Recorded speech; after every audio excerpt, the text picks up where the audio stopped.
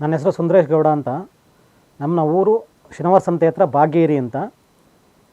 ನಾನು ಇಲ್ಲಿ ಹಾಸನದಲ್ಲಿ ಬಂದು 25 ವರ್ಷ ಆಗಿದೆ. ಅನ್ನಪೂರ್ಣ ಗೌಡ ಅಂತ ಏನಿದ್ದಾಳೆ, ಅವಳಿಗೆ ನಾನು 3ನೇ ಗಂಡ. ಅವಳು ಏನಂತ ಹೇಳಿದ್ರೆ, ಇಲ್ಲಿ ಯಾರ ಹತ್ರ ದುಡ್ಡಿರುತ್ತೆ ಅವ್ರ ಹತ್ರ ಹೋಗಿ ಇದು ಮಾಡೋದು. ನಾನು ಆ ಅಧ್ಯಕ್ಷ ಈ ಅಧ್ಯಕ್ಷ ಅಂತ ಎಲ್ಲರಿಗೂ ಬರೀ ಸುಳ್ಳು ಹೇಳ್ಕೊಂಬರೋದು. ಹೆಚ್ಚು ಕಡಿಮೆ ಒಂದು 50 ಸಂಘ ಆಯಿತು, 50 ಇದಾಯಿತು, ಎಲ್ಲ ಆಯಿತು. ಎಲ್ಲರಿಗೂ ಮೋಸ ಮಾಡೋದು, ಸುಳ್ಳು ಹೇಳೋದು, ಬರೀ ಇದೇ ಕೆಲಸ.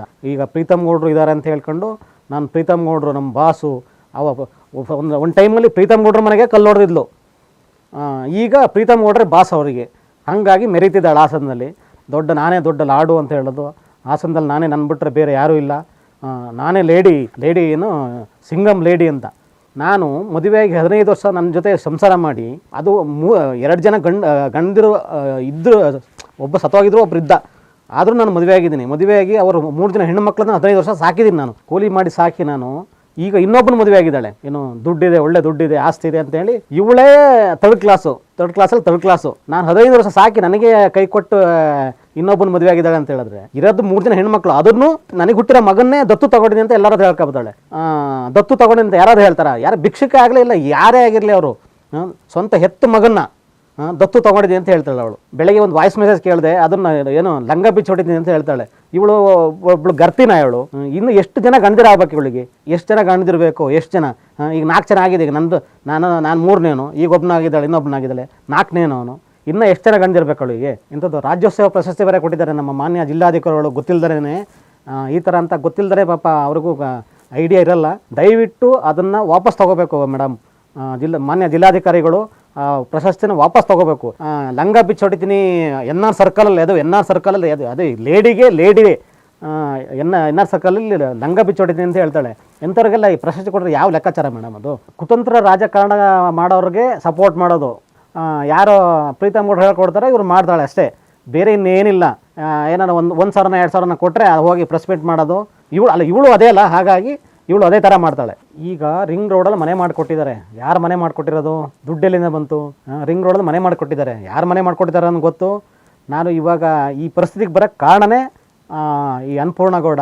15 ವರ್ಷ ನನ್ನ ಎಂಜು ತಿಂದು ಅವಳು ನಾಯಿಕ್ಕಿಂತ ಕಡೆ ಅವಳು. ನಾನು ಇವಾಗ ಈ ಪರಿಸ್ಥಿತಿ ಬರೋಕ್ಕೆ ಕಾರಣನೇ ಅವಳು. ಮಾತೆತ್ತಿದ್ರೆ ಪೊಲೀಸ್ ಸ್ಟೇಷನ್ ಅಂತ ಹೇಳ್ತಾಳೆ, ಕಂಪ್ಲೇಂಟ್ ಕೊಡ್ತೀನಿ ಅಂತ ಮೆಸೇಜ್ ಆಗ್ತಾಳೆ. ಎಲ್ಲ ನಮ್ಮ ಮನೆಯವ್ರ ಮೇಲೆಲ್ಲ ಕಂಪ್ಲೇಂಟ್ ಕೊಡ್ತೀನಿ ಅಂತ ಹೇಳ್ತಾಳೆ. ಜೊತೆ ಗುಂಡಾಗಳಿದ್ದಾರೆ ಒಂದು 2-3 ಜನ ಎಲ್ಲ ಬೇಜಾನ್ ಜನ ಇದ್ದಾರೆ. ಬಟ್ ನಾನು ಹೊಡೆಯೋಕ್ಕೂ ಬಂದರು, ಹೊಡೆದ್ರು ಆಯಿತು, ಎಲ್ಲ ಆಯಿತು. ಈ ಥರ ಎಲ್ಲ ಮಾಡ್ತಾಳೆ ಅವಳು. 4 ಜನ ಹೆಂಗಸರುಗಳಿಗೆ ಅವ್ರ ಜೊತೆಲೇ ಇದ್ದಾರೆ. ಅವರು ಸ್ವಲ್ಪ ಹುಷಾರಾಗಿರಿ. ಈಗ ನನಗೆ ಮಾಡ್ದಂಗೆ ನಿಮಗೂ ಹೇಳ್ಕೊಟ್ಟು ಮಾಡಿಸ್ಬಿಡ್ತಾಳೆ. ಅದನ್ನು ನೀವು ಜೋಪಾನವಾಗಿರಿ. ನನಗಾದಂಗೆ ಯಾರಿಗೂ ಆಗೋದು ಬೇಡ. ನಿಮ್ಮ ಗಂಡದಿರನ್ನ ಹೆಂಗೆ ಮಾಡಿಕೊಂಡಿದ್ದೀರ ನೀವು? ಇವಳು ನನ್ನ ಹೆಂಗೆ ಮಾಡಿಕೊಂಡಿದ್ದಾಳೆ? ಒಂದ್ಸರಿ ಬಂದು ನೋಡಿ, ನಿಮಗೆ ಅರ್ಥ ಆಗುತ್ತೆ ನನ್ನ ಪರಿಸ್ಥಿತಿ ಯಾವ ಥರ ಇದ್ದೀನಿ ಇವತ್ತು ಅಂತ. ಮುಂಚೆ ಹೆಂಗಿದ್ದೆ, ಇವತ್ತು ಹೆಂಗಿದ್ದೀನಿ ಅಂತ ಒಂದ್ಸರಿ ಬಂದು ನೋಡಿ, ನಿಮಗೂ ಅರ್ಥ ಆಗುತ್ತೆ. ನೀವು ಅವ್ರ ಜೊತೆ ಹೋಗಬೇಕೋ ಬೇಡ ಅಂತ ನಿಮಗೆ ಅರ್ಥ ಆಗುತ್ತೆ. ಮೊದಲನೇ ಗಂಡ ಬಂದು ಶ್ರೀಧರ ಗೌಡ ಅಂತ, ಅವರು ಗಾಣದೊಳೆ ವಾಟೆಗಂಡಿ ಅಂತ. ಅವರು ಮದುವೆ ಆಗೋರು, ಅವ್ರು ಕ್ಯಾನ್ಸರಾಗಿ ತೀರಿ ಹೋಗಿದ್ದು. ಇನ್ನೊಬ್ಬ ಕಾಂಟ್ರಾಕ್ಟ್ ಮಾಡೋಕ್ಕೆ ಅಂತ, ಸೇತುವೆ ಕೆಲಸ ಮಾಡೋಕ್ಕೆ ಅಂತ ಬಂದವನ ಜೊತೆ ಅವನ್ನ 2ನೇ ಗಂಡನಾಗಿ ಮದುವೆ ಆದ್ಲು.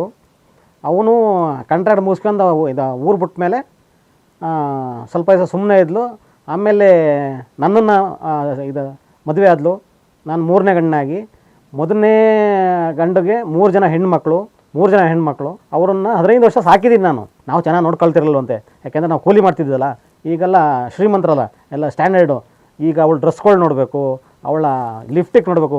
ಅವಳು ಲಿಫ್ಟಿಕ್ ಹಾಕೋದನ್ನೇ ಹೆಚ್ಚು ಕಡಿಮೆ ಒಂದು 2 ಸಂಸಾರ ಆಗ್ತವೆ. ಬರೀ ಲಿಫ್ಟಿಕ್ ಇದರಲ್ಲಿ. ಇವಳು ಈ 3-4 ದಿವಸದಿಂದ ಈ ಥರ ಮೀಡಿಯಾದಲ್ಲಿ ಹೋಗಿ ಇನ್ನೊಬ್ಬರ ಬಗ್ಗೆ ಮಾತಾಡೋದು, ಕೆಟ್ಟದಾಗ ಮಾತಾಡೋದು, ಇದರಿಂದ ಎಲ್ಲಿ ನಮ್ಮ ಮಕ್ಕಳು ಭವಿಷ್ಯ ಹಾಳಾಗುತ್ತೆ ಅಂತ ಹೇಳಿ ಯೋಚನೆ ಮಾಡಿ ನಾನು ಇವತ್ತು ಆರೋಗ್ಯ ಕೆಡಿಸ್ಕೊಂಡು ಈ ಥರ ಆಗಿದ್ದೀನಿ. 2ನೇ ಗಂಡನ ಮದುವೆ ಅಲ್ಲೂ ಅವಳಿಗೂ ಡೈವರ್ಸ್ ಕೊಟ್ಟಿಲ್ವೋ ಗೊತ್ತಿಲ್ಲ. ಈಗ ನಾನು 3ನೇ ಗಂಡ, ಈಗ ನನಗೂ ಡೈವರ್ಸ್ ಕೊಟ್ಟಿಲ್ಲ. ಈಗ ಇನ್ನೊಬ್ಬನ ಜೊತೆ ಮದುವೆ ಆಗಿದ್ದೀನಿ ಅಂತ ಮೆಸೇಜ್ ಹಾಕಿದ್ದಾಳೆ. ಈ ಥರ ಆದರೆ ಮಕ್ಕಳು ಯಾರನ್ನ ಅಪ್ಪ ಅಂತ ಕರಿಬೇಕು? ನನ್ನ ಅಪ್ಪ ಅಂತ ಕರಿಬೇಕು, ಇಲ್ಲ ಹಿರಿಯ ಗಂಡನ ಅಪ್ಪ ಅಂತ ಕರಿಬೇಕು, 2ನೇವ್ರನ್ನ ಅಪ್ಪ ಅಂತ ಕರಿಬೇಕು, ಈಗ 4ನೇವ್ರನ್ನ ಅಪ್ಪ ಅಂತ ಕರಿಬೇಕು, ಗೊತ್ತಾಗ್ತಾಯಿಲ್ಲ. ನೋಡಿ, ಈ ಥರ ಎಲ್ಲ ಮೆಸೇಜ್ ಕಳಿಸ್ತಾಳೆ. ಇದು ಡಿಲೀಟ್ ಮಾಡ್ತಾಳೆ. ಅದಕ್ಕೆ ನನ್ನ ಮಗನಿಗೆ ಸೇಫ್ಟಿಯಾಗಿ ಇರಲಿ ಅಂತ ನನ್ನ ಮಗನಿಗೆ ಕಳಿಸಿದ್ದೆ. ಇದು ಕೇಳಿಸ್ಕೊಳ್ಳಿ ವಾಯ್ಸ. ದೇವರ್ಸಿ ನನಗಿದ್ ಮಾಡೋಕ್ಕೆ ನನ್ನ ಗಂಡ ಚಿನ್ನಂತ ನನ್ನ ಗಂಡ ಸಿಕ್ಕೇನೆ. ನನ್ನ ಗಂಡನ ಜೊತೆ ನಾನು ನೆಮ್ಮದಿಲಿದ್ದೀನಿ. ನನಗೆ ನಿನ್ನ ಕಡೆಗೆ ನನಗೇನಬೇಕಾಗಿದೆ ಗೊತ್ತಾಯ್ತಲ್ಲ? ನಿನ್ನ ಕಡೆಗೆ ನನಗೇನಬೇಕಾಗಿದೆ? ನಾನು 3 ತಿಂಗಳಿಗೆ ಆಗಿದ್ದೀನಿ. ಅವತ್ತೇ ನನ್ನ ಚಿನ್ನಂಗೆ ಸಾಕ್ತಾ ಇದ್ದಾನೆ ನನ್ನ ಗಂಡ. ನೋಡಿ ಈ ಥರ ಎಲ್ಲ ಮೆಸೇಜ್ ಕಳಿಸ್ತಾಳೆ. ನಾನು ಮಾನಸಿಕವಾಗಿ ಕುಗ್ಗು ಹೋಗಿದ್ದೀನಿ, ಆದರೂ ಈ ಥರ ಎಲ್ಲ ಮೆಸೇಜ್ ಕಳಿಸ್ತಾಳೆ ನನಗೇನೆ. ವಿಡಿಯೋ ಪ್ಲೇ ಮಾಡ್ತೀನಿ, ಕೇಳಿಸ್ಕೊಳ್ಳಿ ಹೆಂಗೇನೆ. ನನಗೆ ಎಷ್ಟು ಬೇಡ.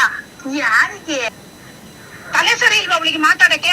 ಏನೇ ಅಪ್ಪಿ ತಪ್ಪಿ ಏನು ನಾಲ್ಗೆ ನಂಗೆ ಮಾತಾಡ್ತಾಳೆ. ಹಾದ್ರಿಗಿಚ್ಚಿ ತಂದವಳು ನನಗೆ ಅವಳು ನಿಜವಾಗ್ಲೂ ಮರೆಯೋದಷ್ಟೇ ಅಲ್ಲ, ಅವಳು ಲೋಫರ್ ಅವಳು.